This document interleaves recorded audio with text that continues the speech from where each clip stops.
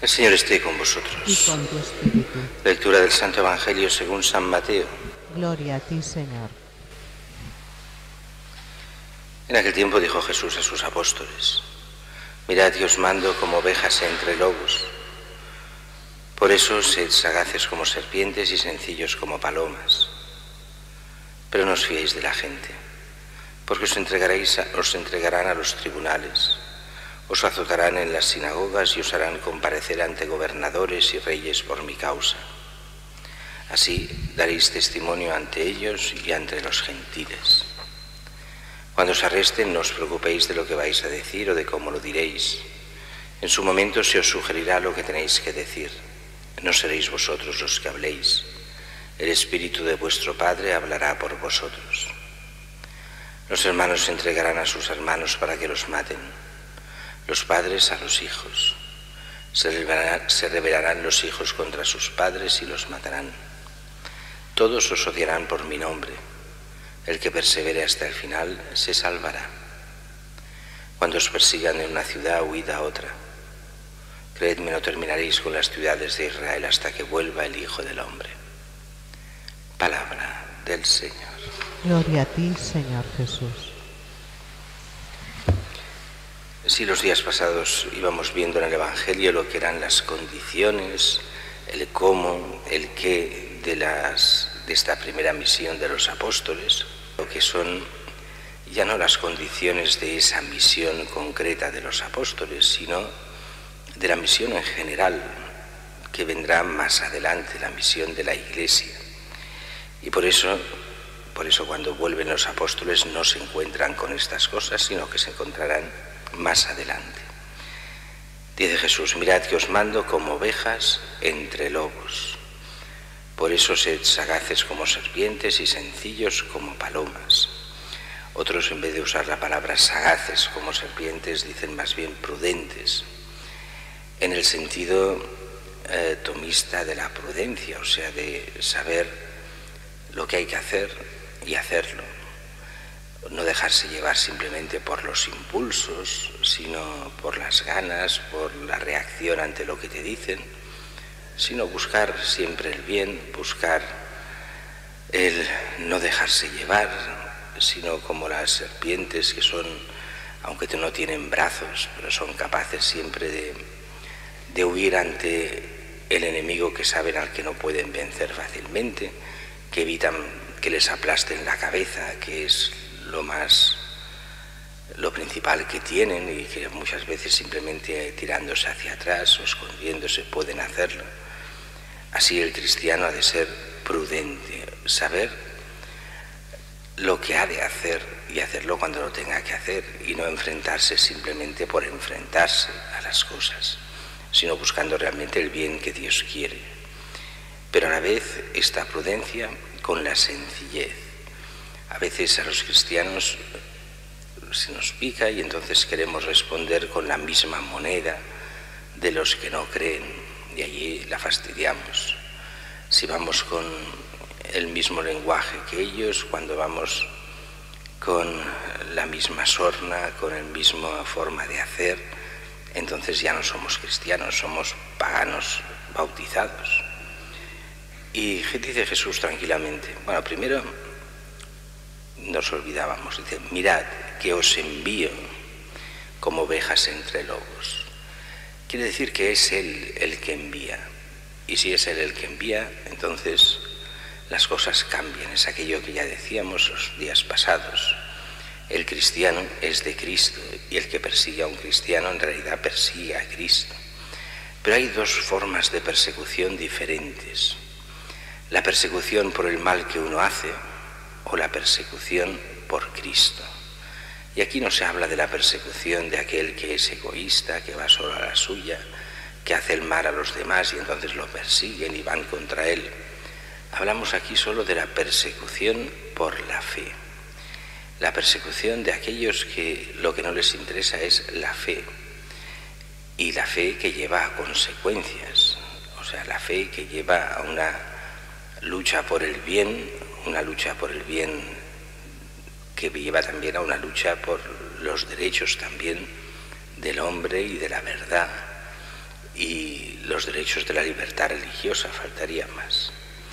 Y dice Jesús, no os fiéis de la gente, porque os entregarán a los tribunales, os azotarán en las sinagogas, os harán comparecer ante gobernadores y reyes por mi causa y daréis testimonio así ante los gentiles. Esa era la experiencia de la Iglesia primitiva. No se metía contra, no hacía revoluciones, pero eran encarcelados y masacrados. Porque la fe cristiana, todo el mundo sabe que cuando uno cree, esta fe lleva consecuencias, y consecuencias de cambio social, y decir lo que está bien y lo que está mal. Y no hay nada que irrite más a los que hacen el mal que les digan que eso está mal hecho. Eso es meterse en la intimidad, eso es ir contra todos los derechos. Yo tengo que poder hacer el mal cuando quiera y como quiera. Nadie me lo puede decir que eso está mal. Y aquí viene el gran problema. El cristiano sigue a Cristo, y el que nos hace entender lo que está bien y lo que está mal es Cristo. No es simplemente nuestra voluntad de hacer las cosas. Eso va contra, no la modernidad, sino contra la mentalidad del pecador de todos los siglos. Yo hago lo que quiero y como quiero, y yo soy Dios. Y Dios nos dice, no, que Dios soy yo, no eres tú. Y el ir contra lo que Dios quiere, eso es el mal. No existe un mal como la gente piensa, bueno, esta acción es mala en sí misma solo porque hace daño a los demás. Eso no es exactamente así, sino que aquello está mal precisamente porque en el diseño de Dios del mundo nos hace entender lo que es el egoísmo, lo que es el vivir contra el diseño que Dios ha hecho del hombre, que es el auténtico bien. Pero eso solo se entiende cuando uno se convierte a Cristo y se da cuenta de la bondad de Dios y del camino que Dios quiere para la humanidad. Y aquí también todo esto va contra una mentalidad buenista. Dice, no os fiéis de la gente porque os entregarán. La mentalidad de hoy es, Dios es malo, la gente es buena. ¿Cuántas veces hemos oído, y hasta otra vez en una entrevista lo volví a oír ayer mismo, yo no creo en Dios, yo creo en el hombre. Ayer mismo lo volví a oír por enésima vez. Por eso hemos de estar al servicio del hombre y no de Dios. Y cuando uno dice esto, en el fondo es lo que hace es cargarse al hombre. Porque cuando Dios deja de estar presente para el hombre, en el fondo a quien te cargas no es a Dios, es al mismo hombre. Porque entonces ya queda en manos de las ideologías, queda en manos de los poderosos, queda en manos de los manipuladores, con lo cual puede ser destruido y se hará de él lo que haga falta. Aquella defensa del hombre sin Dios se transforma en la anulación del hombre al servicio de cualquier ideología, de cualquier economía, de cualquier forma de visión humana, pero que queda al arbitrio de los que mandan. Y eso es lo peor que al hombre le puede pasar. También aquí, en todas estas persecuciones que nos habla Jesús, hay también una certeza, que es que hay si no nos persiguen. Y me explico. Cuando Jesús nos garantiza la persecución es porque primero lo han perseguido a él. Cuando Jesús nos dice os matarán es porque a él lo matan. Cuando Jesús comprueba la maldad del hombre que rechaza a Cristo, nos dirá tranquilamente que nosotros no somos más que el Maestro. Si a él lo han perseguido, a nosotros nos perseguirán.